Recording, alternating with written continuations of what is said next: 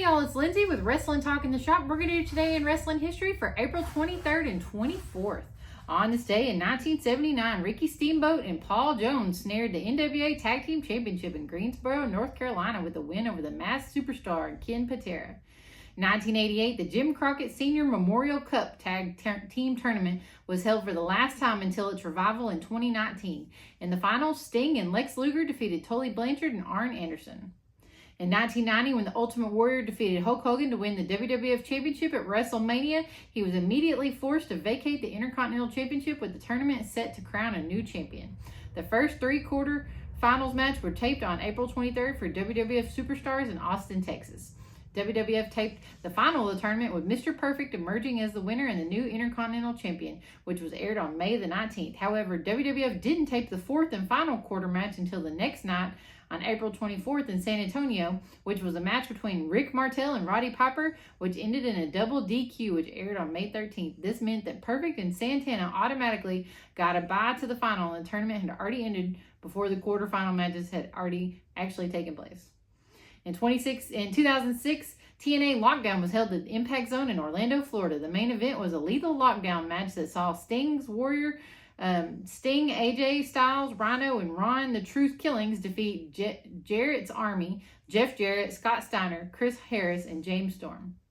In 2007, WWE was taped from Earl's Court in London, England. The main event saw Shawn Michaels defeat WWE Champion John Cena in a one-fall bout that lasted just short of an hour.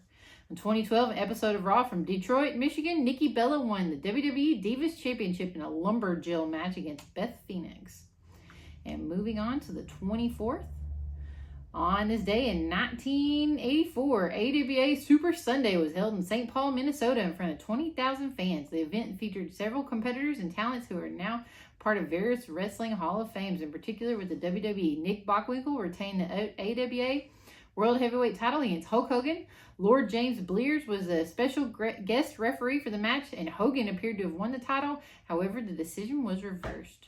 1989, Big Van Vader defeated Shinya Hashimoto to win the IWGP title at New Japan Pro Wrestling Super Power Clash in the Tokyo Dome in Japan.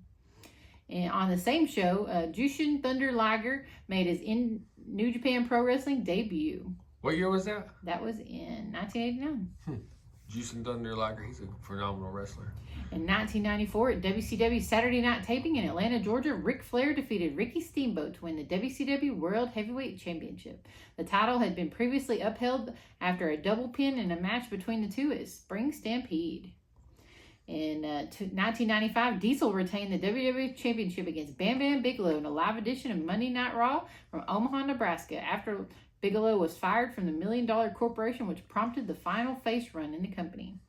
In 2000, DDP defeated Jeff Jarrett for the WCW World Heavyweight title in a steel cage match on Monday Nitro from Rochester, New York.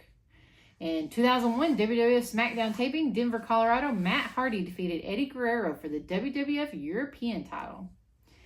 In 2009, on the main event of Ring of Honor, a cut above, in Dayton, Ohio, Jerry Lynn retained the Ring of Honor World Heavyweight title against Roderick Strong. And that's going to wrap it up for today in wrestling history, guys. Thanks for watching. Like and subscribe. We'll catch you on the next one.